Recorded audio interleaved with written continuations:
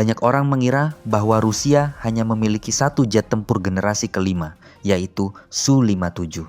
Mereka berpikir bahwa pesawat Su-57 inilah satu-satunya andalan Moskow untuk melawan F-35 buatan Amerika Serikat. Kendati demikian, pandangan tersebut tidak sepenuhnya benar. Rusia sebenarnya telah menciptakan pesawat generasi kelima lainnya yang tak kalah canggih, yaitu Su-75 Checkmate. Dengan desain ramping, biaya operasional lebih rendah, dan teknologi siluman yang mutakhir, Su-75 hadir sebagai kejutan yang membuktikan bahwa Rusia tidak hanya mengandalkan satu tombak untuk bersaing dengan jet tempur siluman buatan Barat. Sukhoi Su-75 Checkmate merupakan jet tempur siluman generasi kelima buatan Rusia. Nama Sukhoi di depan itu seperti nama merek atau pabrik pembuatnya. Sama seperti kalau kita mendengar Toyota atau Honda untuk mobil. Pesawat ini juga punya nama panggilan lain, yaitu LTS, yang merupakan singkatan dari bahasa Rusia Leki Taktischeskие Samolyot. Kalau diterjemahkan kira-kira artinya pesawat taktis ringan. Kata taktis di sini maksudnya pesawat ini dirancang untuk bertempur dalam jarak yang tidak terlalu jauh, bukan untuk terbang melintasi benua. Sementara ringan, artinya ukuran dan bobotnya lebih kecil dibandingkan pesawat tempur lainnya. Adapun soal tambahan nama Checkmate di belakang Su-75, kata ini berasal dari permainan catur, yaitu sekakmat atau langkah terakhir yang membuat lawan tidak bisa bergerak lagi dan akhirnya kalah. Pemberian nama ini bukan tanpa alasan. Pabrik Sukhoi ingin menyiratkan bahwa pesawat Su-75 ini adalah langkah pamungkas mereka dalam persaingan bisnis jet tempur dunia. Artinya, dengan hadirnya Su-75 yang murah, canggih, dan siluman, mereka berharap bisa mengalahkan pesaing-pesaing dari negara lain. Mirip seperti seorang pemain catur yang mengucapkan checkmate setelah menjebak sang raja lawan. Jadi, dari awal, ambisi pesawat ini tidak main-main, yaitu menjadi pilihan utama bagi angkatan udara negara-negara yang ingin modernisasi dengan biaya terjangkau. Itulah sebabnya berita tentang Su-75 sering dianggap menarik karena ia digadang-gadang menjadi pesawat siluman termurah yang memang sengaja dibuat untuk menyaingi F-35 Amerika Serikat. Seperti disampaikan oleh Sergei Chemezov, kepala korporasi Rostec. Di antara pesawat bermesin tunggal generasi kelima dan pesawat generasi sebelumnya dengan karakteristik yang sebanding, hanya pesaing utama Checkmate, yakni F-35, yang dapat dibanggakan. Namun, tidak seperti pesawat itu, pesawat kami lebih ekonomis. Biaya terbang per jam Checkmate adalah 7 kali lebih rendah daripada F-35. Salah satu ciri paling mencolok dari Su-75 adalah ia hanya punya satu mesin. Kebanyakan pesawat tempur canggih biasanya punya dua mesin, misalnya Sukhoi Su-57. Tapi Su-75 dirancang dengan satu mesin saja. Kenapa? Karena dengan satu mesin, pesawat menjadi lebih ringan dan lebih murah untuk dibuat. Dan walaupun cuma satu mesin, tenaganya tetap besar sehingga pesawat ini bisa terbang super kencang dan lincah. Rusia berharap bisa memproduksi banyak Su-75 untuk kebutuhan negaranya sendiri sekaligus menjualnya ke negara-negara lain. Jadi, Su-75 ini seperti produk yang ingin diekspor ke banyak negara, terutama negara-negara berkembang yang ingin punya pesawat siluman tapi belum punya banyak uang. Pesawat ringan itu tidak butuh mesin gede dan tidak butuh dua mesin. Cukup satu mesin saja sudah bisa membuatnya terbang kencang. Mirip seperti motor bebek melawan mobil truk. Motor bebek ringan, cuma mesin kecil tapi bisa ngebut. Sedangkan truk itu berat, butuh mesin gede atau bahkan dua mesin. Nah, Su-75 ini adalah ibarat motor bebeknya dunia pesawat tempur siluman. Jadi, ukuran kecil itu bukan kekurangan, malah keunggulan. Ringan di sini bukan berarti lemah, tapi efisien dan gesit, mirip seperti pemain bulu tangkis yang badannya kecil tapi pergerakannya cepat. Selain itu, pesawat tempur pada umumnya itu ukurannya besar dan kekar, ibarat kakak kelas kita yang badannya tinggi dan gempal. Contohnya pesawat Sukhoi Su-57 yang panjangnya sekitar 20 meter, lebar sayap 14 meter. Atau pesawat F-22 Raptor buatan Amerika panjangnya hampir 19 meter.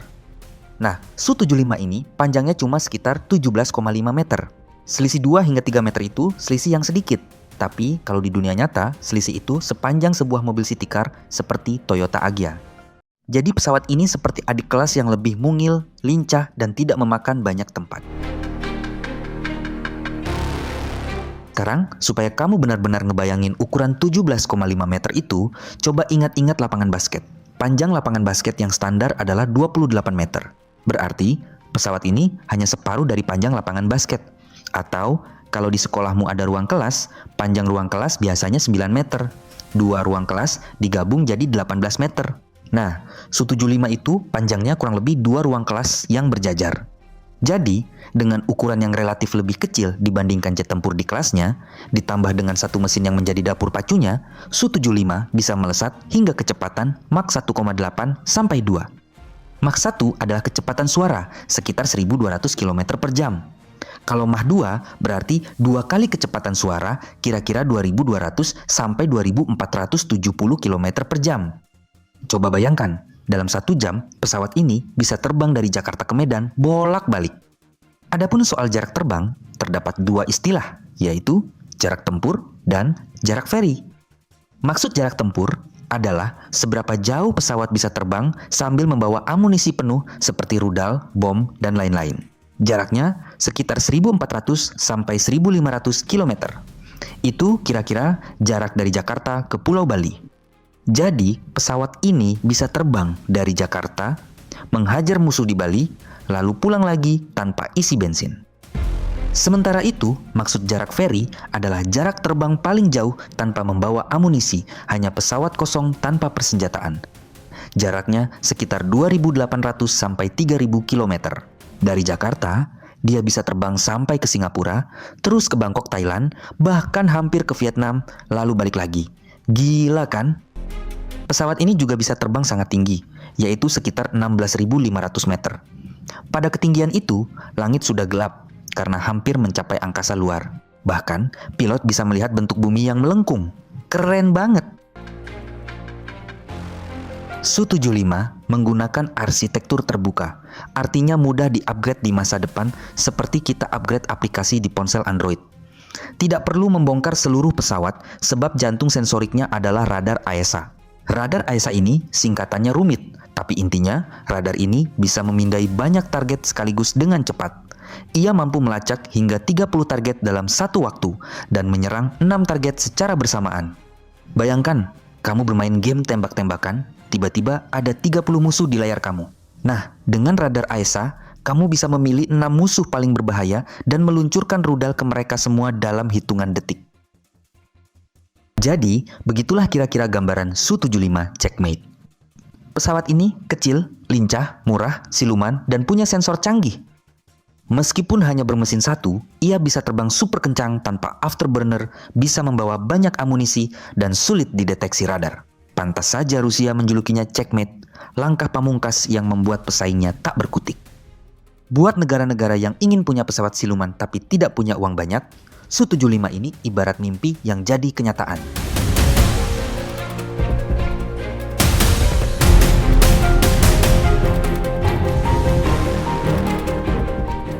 Sekarang kita akan menyelami lautan sejarah dari pesawat Su-75 Checkmate. Siapkan camilan dan minuman, karena ceritanya bakal seru dan panjang. Di tahun 2010, Rusia sedang girang karena pesawat siluman generasi kelima pertamanya berhasil terbang perdana. Waktu itu, para jenderal Angkatan Udara Rusia dan para insinyur di Biro Desain Sukhoi merasa sangat bangga sebab Su-57 adalah pesawat besar, bermesin ganda, punya kemampuan siluman yang lumayan, dan dirancang untuk mengalahkan F-22 Raptor buatan Amerika Serikat. Namun, kebanggaan itu segera diikuti oleh kenyataan pahit, di mana Su-57 ternyata sangat mahal. Biaya pengembangannya membengkak, dan harga per unitnya diperkirakan mencapai sekitar 50 hingga 60 juta dolar untuk versi awal. Bahkan bisa lebih mahal lagi setelah ditambah berbagai sistem dan fitur.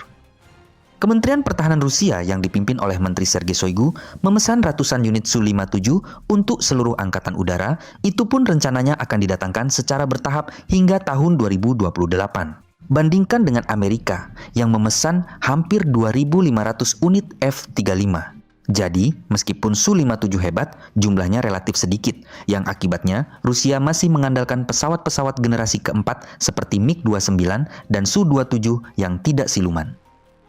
Para panglima perang di Kremlin pun gelisah, dan kegelisahan itu semakin menjadi-jadi ketika Amerika Serikat mulai menjual F-35 ke berbagai negara sekutunya, seperti Inggris, Israel, Jepang, Korea Selatan, dan bahkan beberapa negara di Timur Tengah. F-35 memang bukan pesawat yang sempurna. Banyak masalah di dalamnya, tapi keunggulannya adalah ia adalah satu-satunya pesawat siluman generasi kelima yang tersedia untuk ekspor secara massal. Negara-negara yang ingin punya angkatan udara modern tapi tidak mampu membeli F-22 yang tidak diekspor terpaksa mengantre untuk membeli F-35. Melihat fenomena itu, para petinggi Rusia, terutama yang berada di bawah naungan korporasi Rostec yang dipimpin oleh Sergei Chemezov, mulai berpikir keras. Mereka bertanya-tanya, mengapa kita tidak membuat pesawat siluman murah yang bisa dijual ke negara-negara yang tidak bisa membeli F-35? Pertanyaan sederhana itu menjadi cikal bakal lahirnya proyek yang kelak dinamai Su-75.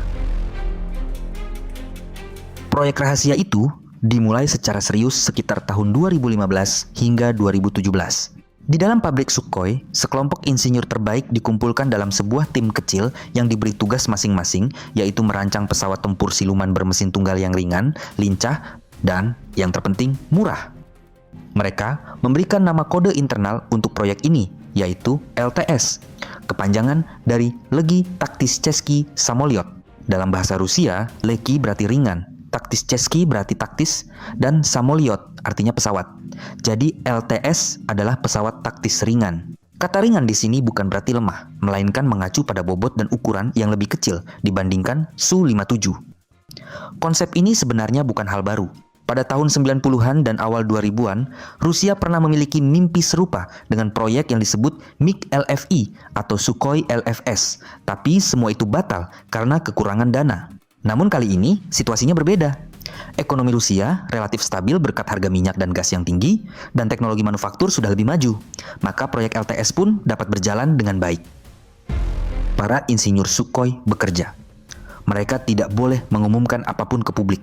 Semua harus rahasia. Setiap gambar desain, setiap hasil simulasi komputer, dan setiap prototipe komponen dijaga sangat ketat. Mereka membuat ratusan model komputer, melakukan uji coba di laboratorium di Moskow dan di Novosibirsk, serta bereksperimen dengan berbagai bentuk badan pesawat. Tantangan terbesar adalah membuat pesawat dengan satu mesin yang tetap memiliki performa hebat. Sebagaimana diketahui, Rusia selama ini terkenal dengan pesawat dengan dua mesin, karena mesin buatan mereka cenderung boros bahan bakar dan kurang handal jika hanya satu. Tapi para insinyur Sukhoi tidak mau menyerah begitu saja. Mereka sadar bahwa zaman sudah berubah dan teknologi mesin jet Rusia pun sudah jauh lebih maju dibandingkan era Uni Soviet. Maka, mereka pun memutuskan untuk membuat mesin baru yang diberi nama Izdelie-30 yang sebenarnya awalnya dirancang untuk Su-57, tapi kemudian mereka modifikasi agar bisa dipasang di pesawat yang lebih kecil dan ringan. Mesin ini adalah monster yang sesungguhnya, karena ia mampu menghasilkan daya dorong yang sangat besar tanpa perlu menghabiskan banyak bahan bakar. Mirip seperti mesin mobil yang kecil tapi tenaganya seperti truk gandeng, itu kira-kira gambaran mesin Izdelie-30 versi yang disederhanakan.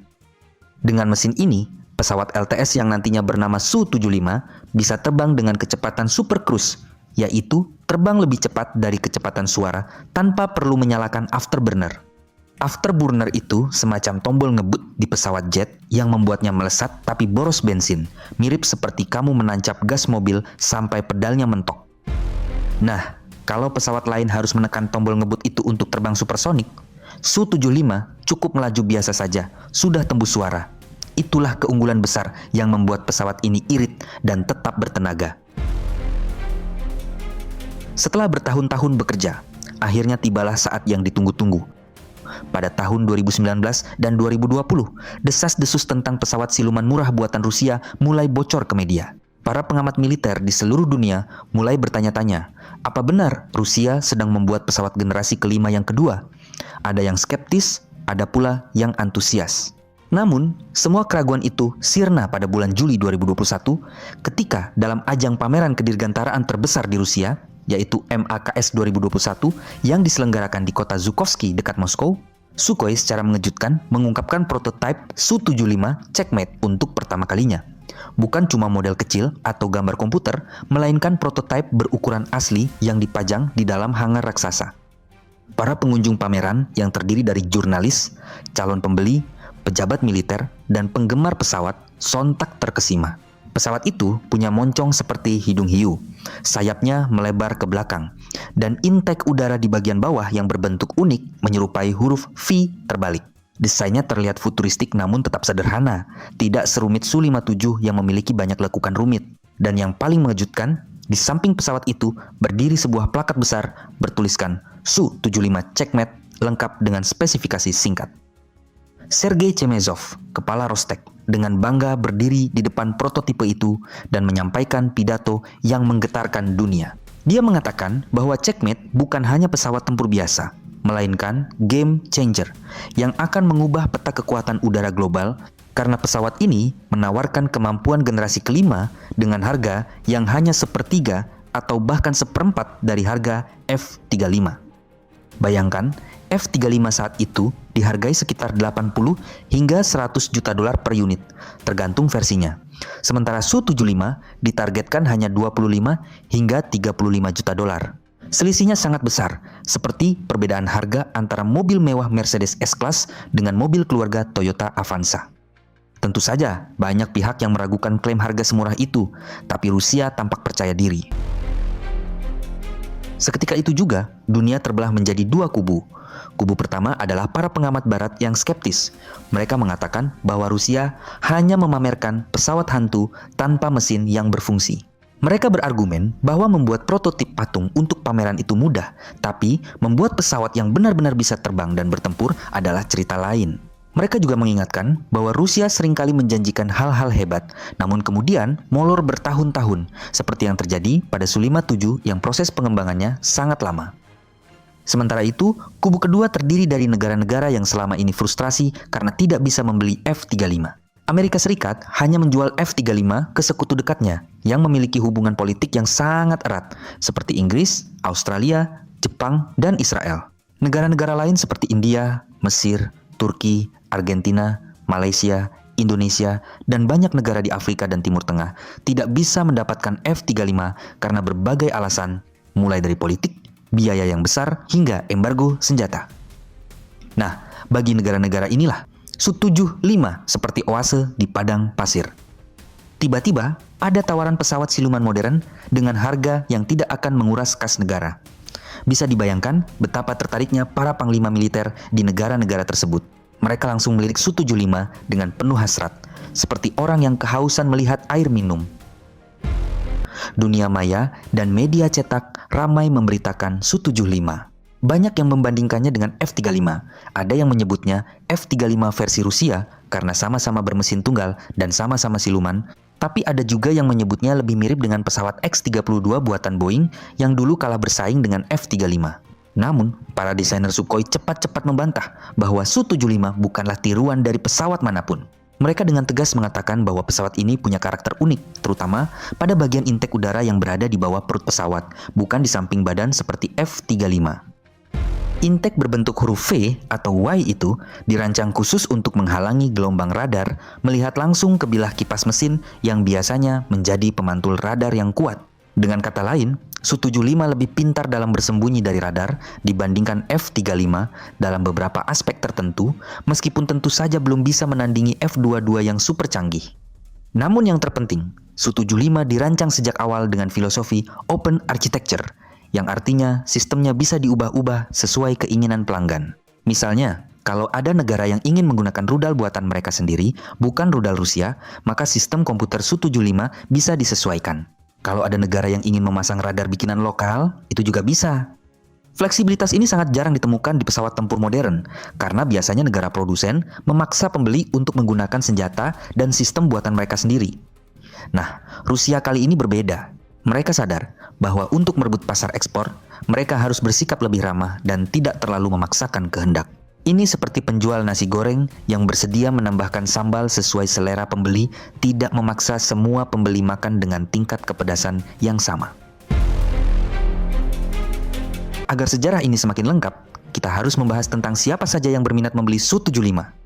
Dari berbagai sumber, negara-negara yang paling serius menunjukkan ketertarikan adalah India, Vietnam, Argentina, Aljazair, Mesir, serta beberapa negara di Timur Tengah dan Asia Tenggara, termasuk Indonesia.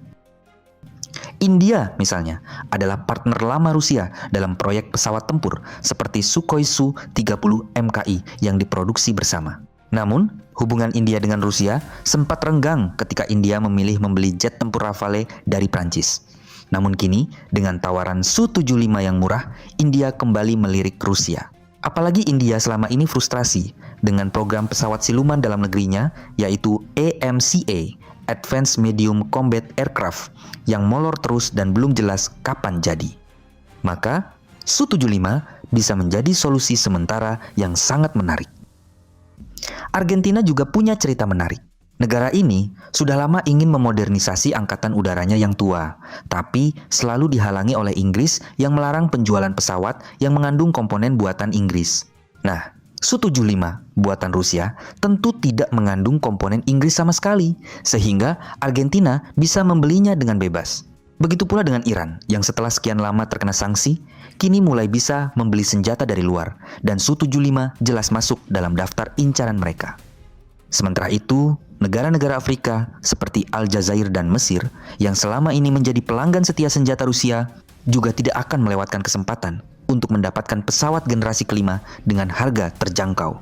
Bahkan, ada kabar bahwa Korea Utara dan Myanmar pun menyatakan ketertarikannya, meskipun belum ada konfirmasi resmi. Pokoknya, antusiasme calon pembeli begitu besar, sehingga pabrik Sukhoi harus berpikir keras bagaimana meningkatkan kapasitas produksi mereka. Namun perjalanan sejarah Su-75 tidak selalu mulus. Ada banyak batu sandungan yang harus dihadapi. Yang pertama adalah masalah pendanaan.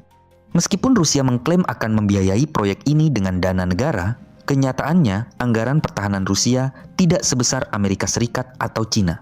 Apalagi setelah peristiwa invasi Rusia ke Ukraina pada bulan Februari 2022 yang menyebabkan Rusia terkena sanksi ekonomi yang luar biasa berat dari negara-negara barat. Sanksi itu mencakup larangan ekspor teknologi tinggi ke Rusia, termasuk mesin pesawat, komponen elektronik, dan peralatan manufaktur yang hebat. Padahal Su-75 sangat membutuhkan komponen-komponen modern seperti chip komputer, sensor, dan layar kokpit yang canggih. Sebagian besar komponen itu sebelumnya bisa dibeli dari Eropa, Jepang, atau Amerika, tapi setelah sanksi, pintu itu tertutup rapat. Rusia pun harus berusaha membuat komponen tersebut sendiri atau membelinya dari negara-negara yang tidak ikut sanksi, seperti Cina. Ini tentu memperlambat proses pengembangan secara signifikan. Bahkan, banyak pengamat yang tadinya meramalkan Su-75 akan terbang perdana pada tahun 2023 atau 2024, kini harus mengoreksi perkiraan mereka menjadi tahun 2025 atau bahkan 2026. Bahkan, ada yang pesimistis mengatakan proyek ini bisa tertunda hingga akhir tahun 2030. Namun, para pejabat Rusia tetap optimistis. Mereka berkali-kali mengatakan bahwa program Su-75 tetap berjalan sesuai jadwal meskipun ada sedikit penyesuaian. Sergei Chemezov dalam sebuah wawancara di akhir tahun 2022 menyatakan bahwa prototipe pertama sedang dalam tahap perakitan akhir dan uji terbang akan dilakukan secepatnya. Apakah itu benar atau hanya gertakan? Kita belum tahu pasti.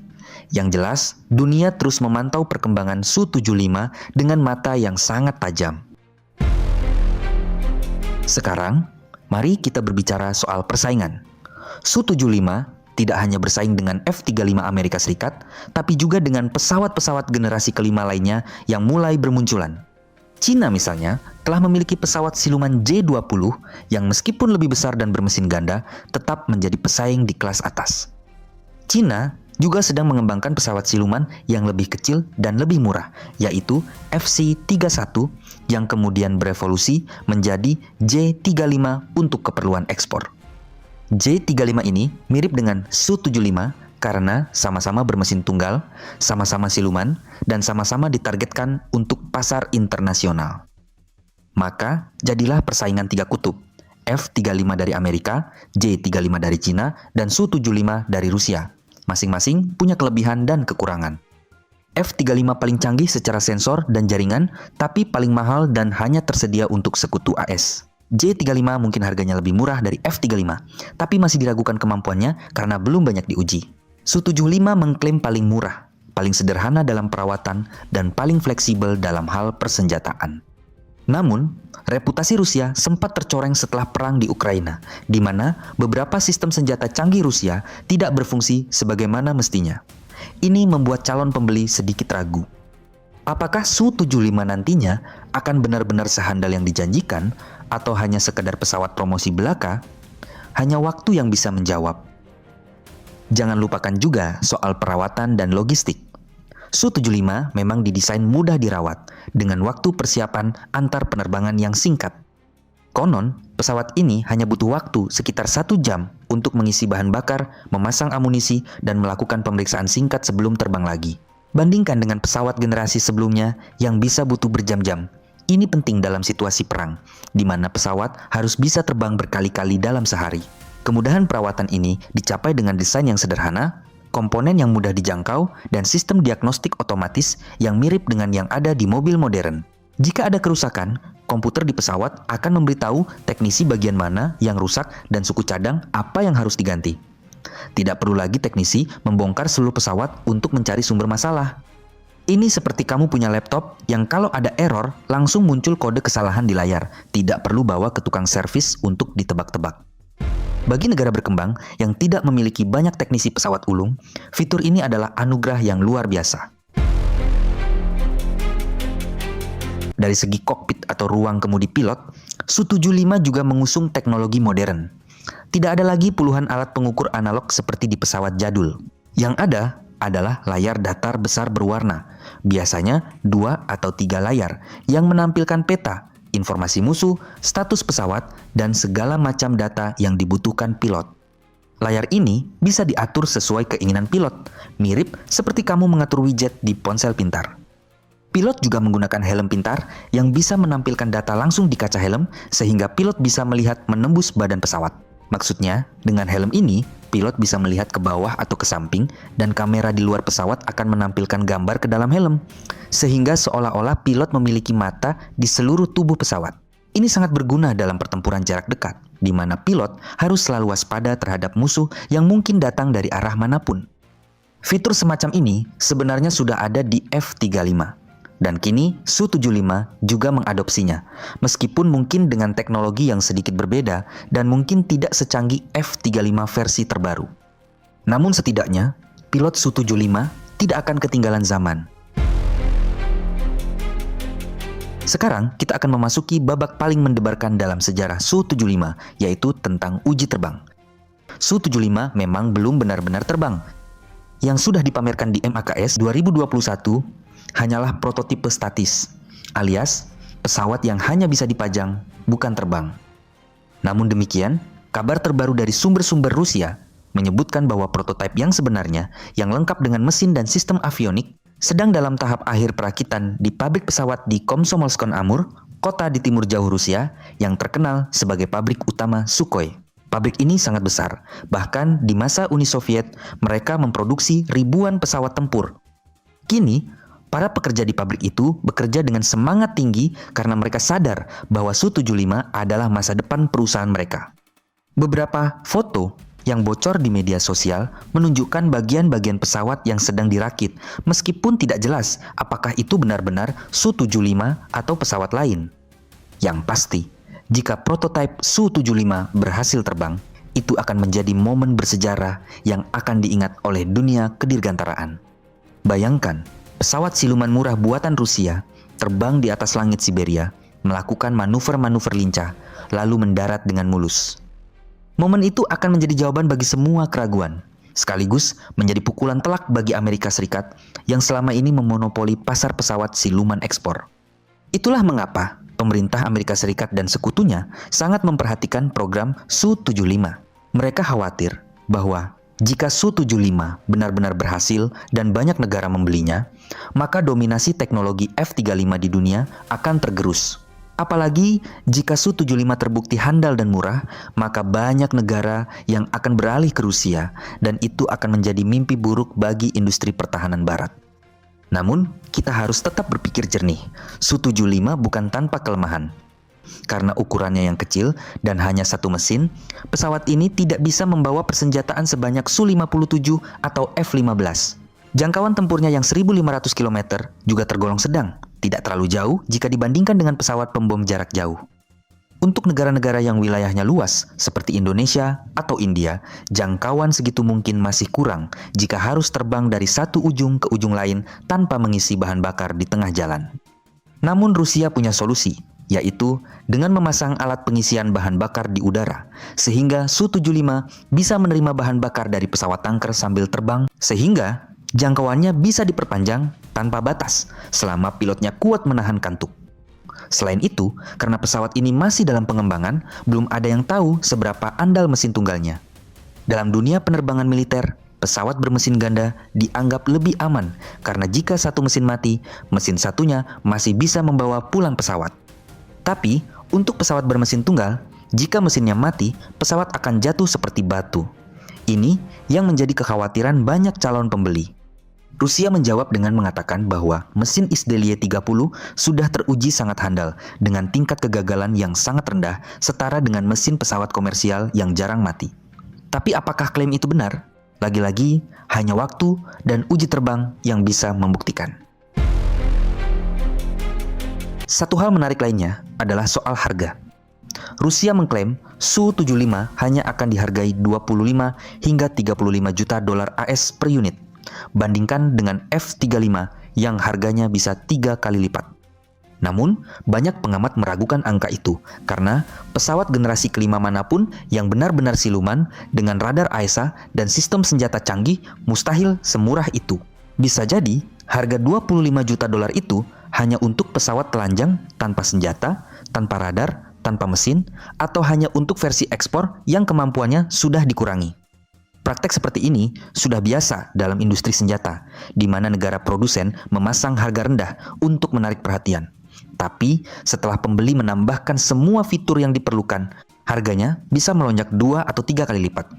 Ini mirip seperti iklan tiket pesawat yang harganya Rp200.000, tapi setelah ditambah biaya bagasi, biaya asuransi, biaya makan, dan pajak, totalnya jadi Rp700.000. Jadi, calon pembeli harus cerdik dan tidak langsung termakan promosi. Meskipun begitu, bahkan jika harga akhir Su-75 adalah 50 juta dolar, itu masih lebih murah dari F-35 yang versi termurahnya saja 80 juta dolar. Jadi, tetap ada keunggulan kompetitif.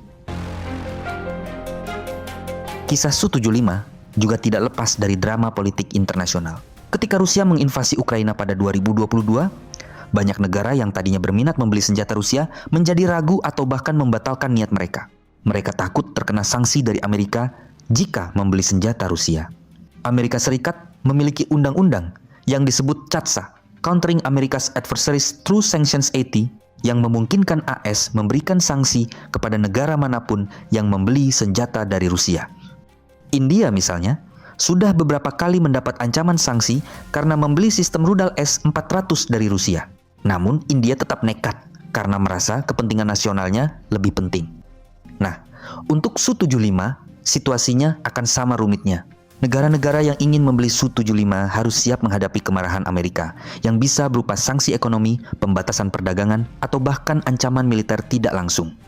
Namun di sisi lain, ada negara-negara yang memang sudah tidak peduli dengan sanksi AS seperti Iran, Korea Utara, Suriah, dan Venezuela. Juga ada negara-negara yang berada di antara dua kubu, seperti Turki yang sudah pernah membeli sistem pertahanan udara S-400 dari Rusia meskipun diancam oleh AS. Jadi pasar Su-75 memang ada, meskipun mungkin tidak seluas yang dibayangkan oleh Rusia. Sekarang, mari kita merenung sejenak. Apa makna dari hadirnya Su-75 Checkmate bagi kita, orang awam yang mungkin tidak akan pernah naik pesawat tempur? Maknanya adalah bahwa teknologi tinggi yang dulunya hanya bisa dinikmati oleh negara-negara super kaya, kini mulai terjangkau oleh negara-negara yang lebih sederhana. Ini seperti dulu komputer hanya dimiliki oleh perusahaan besar dan universitas, tapi sekarang setiap orang bisa punya laptop atau ponsel pintar. Demikian pula dengan pesawat siluman. Dulu hanya Amerika yang punya F-22 dan F-35, dan hanya sekutunya yang bisa membeli F-35. Sekarang Rusia menawarkan alternatif yang lebih murah, dan Cina juga menawarkan alternatif lainnya. Persaingan ini bagus karena akan menekan harga dan mendorong inovasi. Namun di sisi lain, ini juga berarti bahwa lebih banyak negara akan memiliki senjata yang sangat mematikan dan potensi konflik di masa depan bisa menjadi lebih berbahaya. Bayangkan jika suatu negara kecil yang bertikai dengan tetangganya tiba-tiba memiliki skuadron Su-75, maka keseimbangan kekuatan di kawasan itu bisa berubah drastis dan bisa memicu perlombaan senjata baru. Jadi, seperti pisau bermata dua, teknologi siluman yang terjangkau bisa menjadi berkah sekaligus kutukan. Untuk mengakhiri sejarah yang panjang ini, kita perlu melihat ke depan. Apakah Su-75 Checkmate akan sukses atau gagal? Jawabannya tergantung pada banyak faktor. Faktor pertama adalah seberapa cepat Rusia bisa menyelesaikan pengembangan dan memulai produksi massal. Faktor kedua adalah seberapa efektif sanksi Barat menghambat program ini. Faktor ketiga adalah seberapa agresif Amerika Serikat dan sekutunya dalam melobi negara-negara calon pembeli untuk tidak membeli Su-75.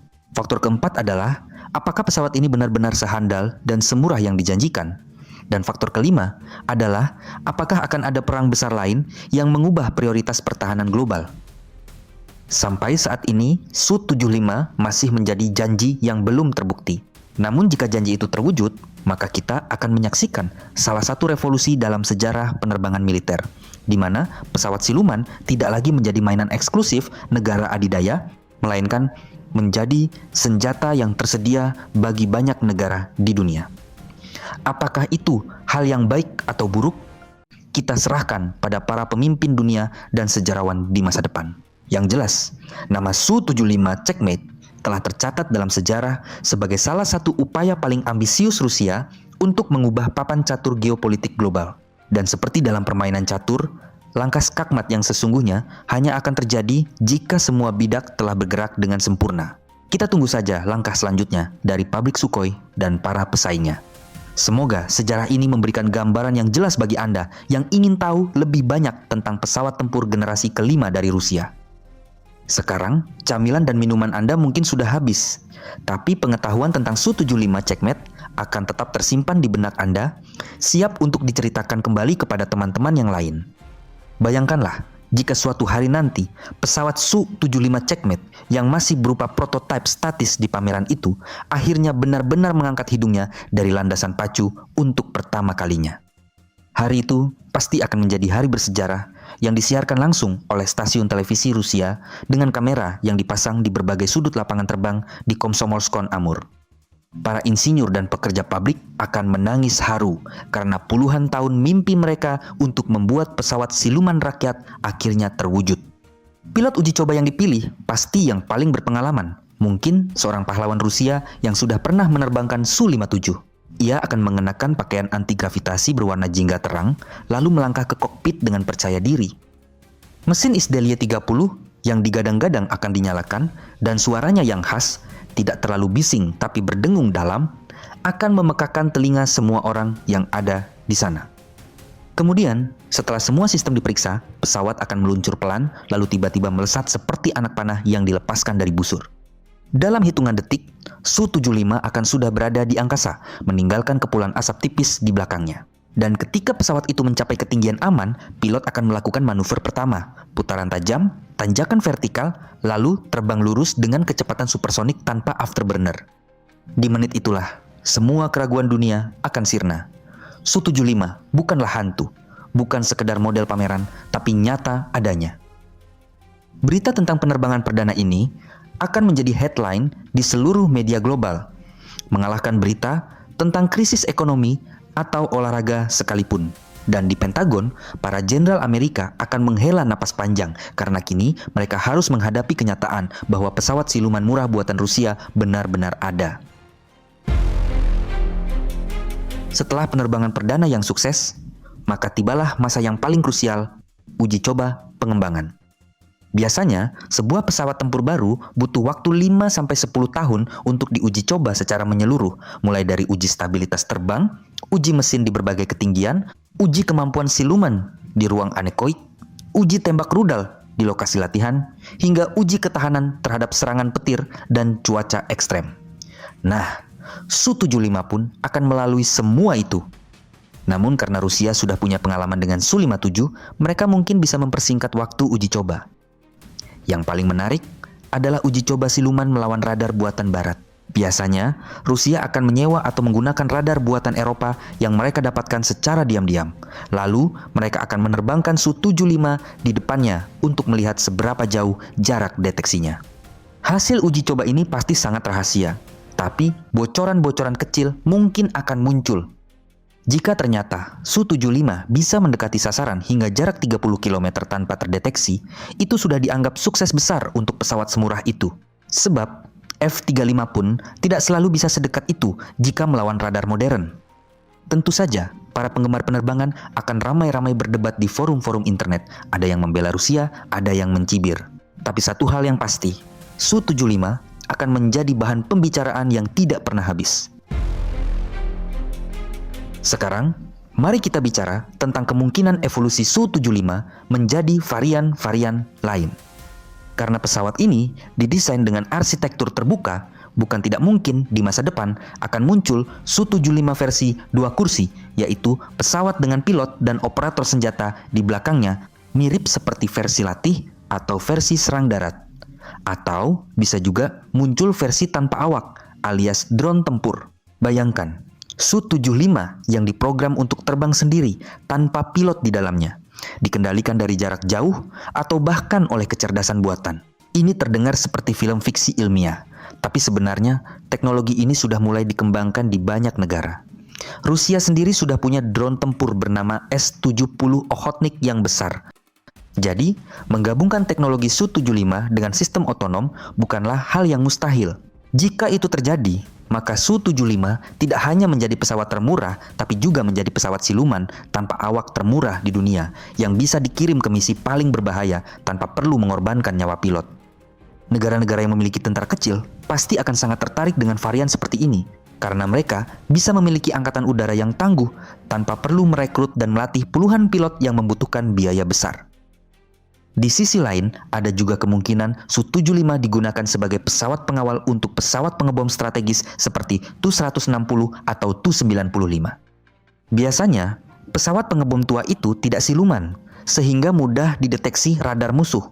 Nah, jika mereka dikawal oleh beberapa Su-75 yang terbang di depan atau di samping, maka Su-75 bisa bertindak seperti tameng atau pemancing. Mereka bisa mendeteksi rudal musuh lebih dulu, lalu menghancurkannya. Atau bahkan sengaja memantulkan sinyal radar untuk mengelabui musuh agar mengira itulah pesawat utama. Taktik semacam ini sudah sering digunakan dalam latihan militer, dan Su-75 yang kecil dan lincah sangat cocok untuk peran tersebut, apalagi biaya operasionalnya yang murah. Jadi, Rusia tidak akan rugi besar jika harus mengirim beberapa Su-75 dalam setiap misi pengeboman. Ini seperti Anda pergi ke pasar malam, Anda tidak perlu membawa mobil mewah yang mahal perawatannya, cukup bawa motor bebek yang irit dan mudah diparkir, tapi tetap bisa mengantarkan Anda sampai tujuan dengan selamat. Jangan lupakan juga aspek ekspor. Jika Su-75 benar-benar masuk produksi massal dan terbukti handal, maka Rusia akan mengadakan pesta promosi besar-besaran. Mereka akan mengirim tim demonstrasi ke berbagai pameran udara di seluruh dunia, seperti di Dubai, India, Turki, bahkan mungkin ke Afrika Selatan. Pilot-pilot terbaik Rusia akan menerbangkan Su-75 melakukan manuver-manuver akrobatik yang membuat mulut para calon pembeli ternganga. Mereka akan menunjukkan bagaimana pesawat ini bisa lepas landas dari landasan pendek, bagaimana radar AESA-nya melacak puluhan target sekaligus, dan bagaimana sistem silumannya membuat pesawat ini hampir tak terlihat di layar radar. Dan yang paling penting, mereka akan membuka meja negosiasi dengan harga yang sulit ditolak. Bayangkan, untuk harga 1 unit F-35, sebuah negara bisa membeli 3 unit Su-75. Atau, dengan anggaran yang sama, mereka bisa membeli 1 skuadron Su-75 yang terdiri dari 12 pesawat, sementara jika membeli F-35 hanya dapat 4 pesawat. Bagi negara berkembang yang punya anggaran terbatas, pilihan ini sangat jelas. Mereka lebih baik memiliki 12 pesawat siluman yang bisa terbang dan bertempur, daripada 4 pesawat yang mungkin lebih canggih tapi jumlahnya terlalu sedikit untuk menutupi wilayah udara yang luas. Namun, tentu saja, Amerika Serikat tidak akan tinggal diam. Mereka akan meluncurkan kampanye besar-besaran untuk mendiskreditkan Su-75. Menteri Pertahanan AS atau jenderal-jenderal tinggi akan memberikan pernyataan bahwa Su-75 tidak lebih dari pesawat sampah yang tidak sebanding dengan F-35. Mereka akan membocorkan atau mungkin merekayasa laporan intelijen yang menyebutkan bahwa mesin Su-75 sering mati dalam uji coba, bahwa cat silumannya mengelupas setelah beberapa kali terbang, atau bahwa radarnya buta terhadap target tertentu. Mungkin juga mereka akan melobi negara-negara sekutu untuk tidak membeli Su-75 dengan ancaman sanksi atau pencabutan bantuan militer. Ini adalah permainan politik yang sudah biasa terjadi dalam industri senjata. Yang menjadi pertanyaan adalah, seberapa kuat negara-negara calon pembeli bertahan terhadap tekanan AS? India, misalnya, sudah terbukti cukup tegar meskipun diancam sanksi. Turki juga sudah mengalami sanksi karena membeli S-400, namun mereka tetap bertahan. Indonesia juga sering bermain di antara dua kubu. Jadi, meskipun tekanan AS sangat besar, tetap akan ada negara-negara yang berani membeli Su-75, terutama jika pesawat ini benar-benar terbukti handal dan harganya sangat murah. Sekarang, mari kita bayangkan skenario yang lebih liar lagi. Bagaimana jika Su-75 tidak hanya dijual sebagai pesawat tempur, tapi juga sebagai platform terbang untuk misi-misi khusus? Misalnya, versi pengintai elektronik yang dilengkapi dengan antena dan sensor untuk menyadap komunikasi musuh, atau versi penanda target laser untuk memandu bom dari pesawat lain, atau bahkan versi perang elektronik yang bisa mengganggu radar musuh dalam radius ratusan kilometer. Karena arsitekturnya terbuka, semua kemungkinan ini bisa diwujudkan dengan mengganti modul di hidung pesawat atau di ruang senjata. Negara-negara kaya seperti Uni Emirat Arab atau Arab Saudi yang biasanya membeli senjata termahal dari Barat, mungkin akan tertarik untuk membeli beberapa Su-75 sebagai pesawat pelengkap semacam tentara bayaran yang murah untuk misi-misi berisiko tinggi. Bayangkan, mereka bisa mengirim Su-75 untuk menyerang target yang dijaga ketat, sementara F-16 atau Rafale mereka yang mahal disimpan untuk misi yang lebih prestisius. Ini seperti Anda memiliki smartphone mahal untuk dipakai sehari-hari, tapi Anda juga membeli ponsel murah untuk dibawa saat bepergian ke tempat yang rawan kecurian. Tidak semua misi perang membutuhkan pesawat tercanggih. Kadang yang dibutuhkan adalah pesawat yang cukup bagus dan cukup banyak. Di sisi lain, kita juga harus membahas tentang kelemahan yang mungkin tidak bisa diperbaiki meskipun Su-75 sudah jadi. Salah satunya adalah masalah dukungan purna jual. Rusia terkenal kurang baik dalam hal suku cadang dan layanan purna jual dibandingkan dengan Amerika atau Eropa. Banyak negara yang membeli pesawat Rusia di masa lalu mengeluh bahwa suku cadang sulit didapat, atau teknisi Rusia lambat datang jika ada masalah. Nah, jika Su-75 dijual ke banyak negara, Rusia harus memperbaiki reputasi ini. Mereka harus mendirikan pusat perawatan regional, melatih teknisi lokal, dan memastikan pasokan suku cadang lancar. Tanpa itu, calon pembeli akan berpikir ulang. F-35, meskipun mahal, menawarkan sistem dukungan global yang sangat terintegrasi, di mana setiap pesawat terhubung ke pusat data di AS, dan suku cadang bisa dikirim dalam hitungan jam. Rusia mungkin tidak bisa menyaingi itu, tapi setidaknya mereka harus memberikan jaminan bahwa pesawat tidak akan menjadi rezeki nomplok yang terbang lalu tidak bisa terbang lagi karena menunggu suku cadang selama berbulan-bulan. Ini akan menjadi tantangan besar bagi Rostec dan Sukhoi. Kemudian, ada juga soal keselamatan pilot.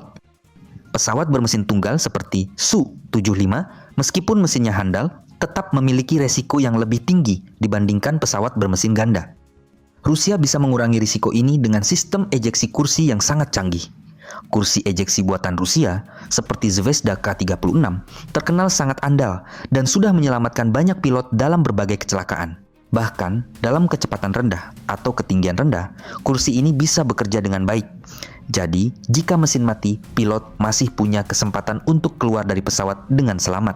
Namun, tetap saja, pesawat yang jatuh adalah kerugian materi yang besar. Bagi negara yang membeli Su-75, mereka harus siap dengan kemungkinan kehilangan pesawat karena kegagalan mesin. Tapi sekali lagi, harga yang murah membuat risiko ini lebih bisa diterima.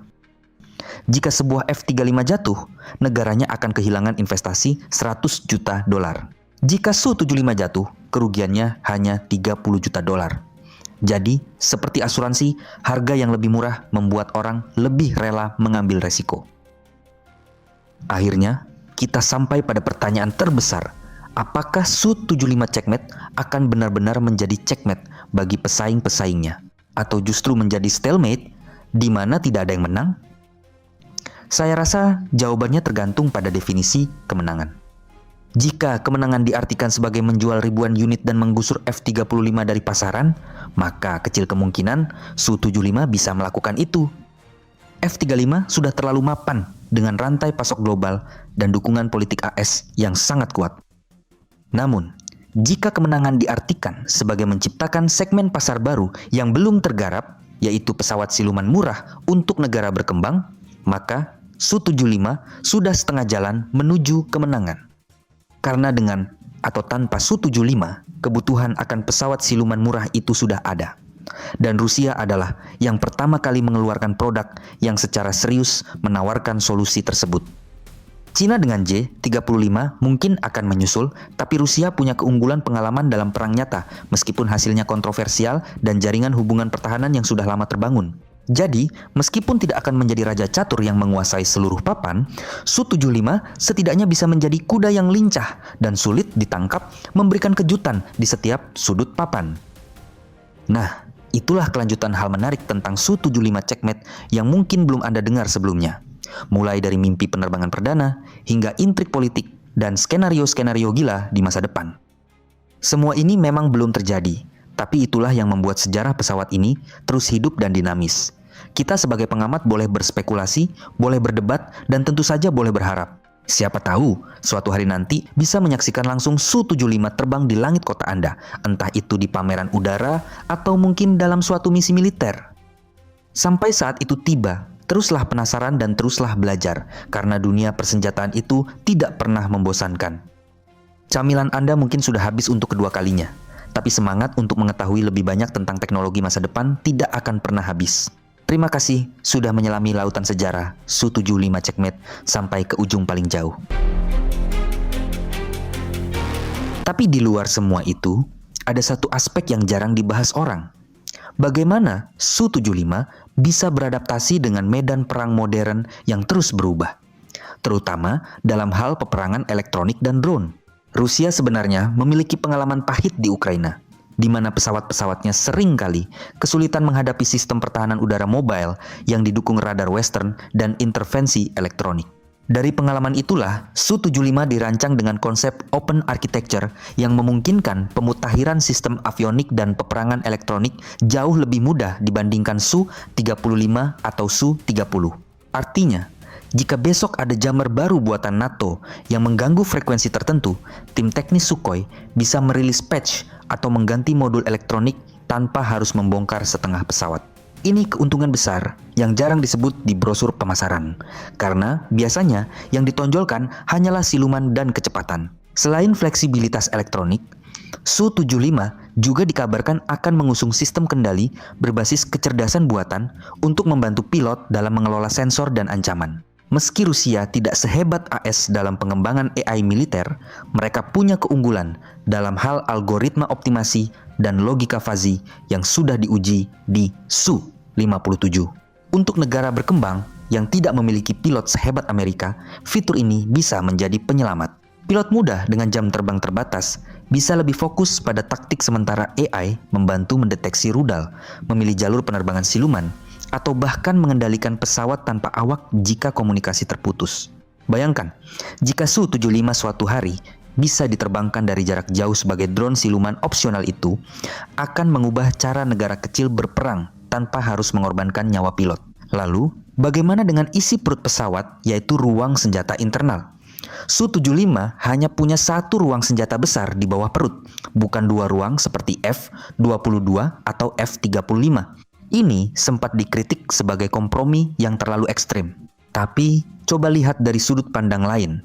Ruang tunggal yang besar sebenarnya memberi fleksibilitas untuk membawa satu rudal besar atau beberapa rudal kecil dalam konfigurasi ganda. Rusia sedang mengembangkan rudal baru berukuran kompak seperti RVV MD2 dan rudal jelajah kecil yang bisa dimuat dalam jumlah lebih banyak. Dengan kata lain, Su-75 tidak harus membawa banyak rudal kecil ala F-35 yang membawa 6 rudal sedang. Ia bisa membawa 3 rudal jarak jauh dan 4 rudal jarak pendek dalam konfigurasi tertentu. Yang hilang mungkin adalah fleksibilitas multimisi dalam satu sorti, tapi untuk target ground strike atau air superiority murni, konfigurasi ini sebenarnya lebih efisien. Kita juga tidak boleh melupakan potensi ekspor ke negara-negara yang terkena sanksi Barat. Iran, Suriah, Venezuela, bahkan mungkin Korea Utara adalah pasar yang tidak bisa dijangkau oleh Lockheed Martin karena embargo. Untuk negara-negara ini, Su-75 adalah tawaran surgawi, pesawat siluman modern tanpa syarat politik yang rumit. Rusia bisa menerima pembayaran dalam bentuk sumber daya alam, transfer teknologi, atau bahkan basis militer. Ini bukan sekadar bisnis, tapi juga strategi geopolitik jangka panjang. Bayangkan, jika Iran memiliki skuadron Su-75 di Teluk Persia, keseimbangan kekuatan regional akan berubah drastis. Atau jika Venezuela menggunakannya untuk menjaga wilayah udaranya dari pelanggaran asing. Dari kacamata Moskow, setiap Su-75 yang terjual ke negara nakal adalah satu paku di peti mati hegemoni Amerika Serikat. Namun, tantangan terbesar mungkin bukan di ranah teknis atau politik, melainkan di ranah kepercayaan. Setelah invasi Ukraina, banyak negara non-blok barat mulai ragu untuk membeli peralatan militer Rusia karena takut sanksi sekunder dari AS. Bahkan India, pembeli setiap pesawat Rusia, mulai beralih ke barat untuk beberapa kebutuhannya. Rostec sadar betul akan hal ini. Maka, strategi yang mungkin mereka tempuh adalah menjual Su-75 tidak sebagai pesawat tempur murni, tapi sebagai platform pengembangan bersama.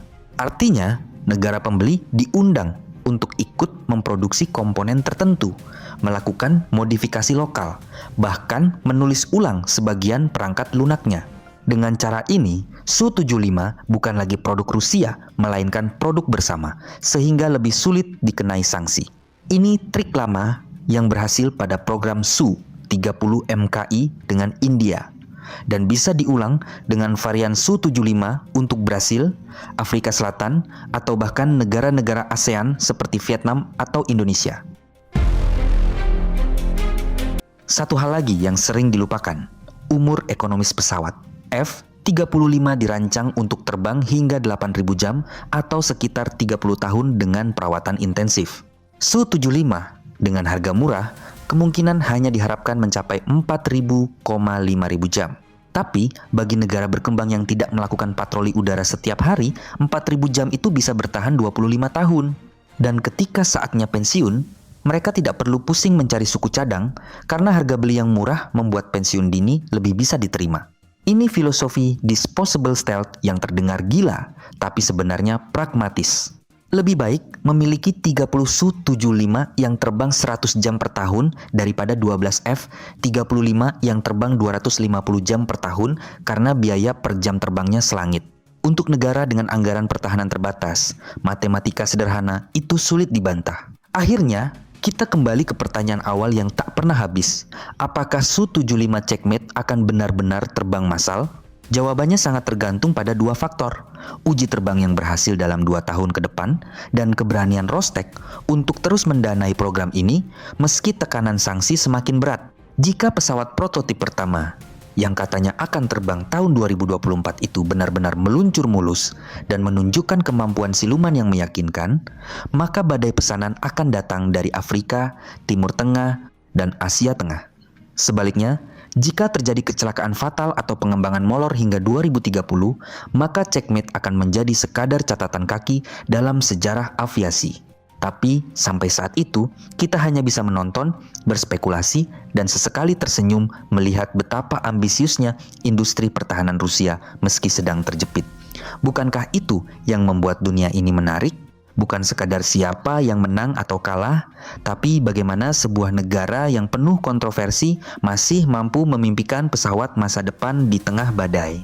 Camilan Anda mungkin sudah habis, tapi cerita tentang Su-75 masih panjang.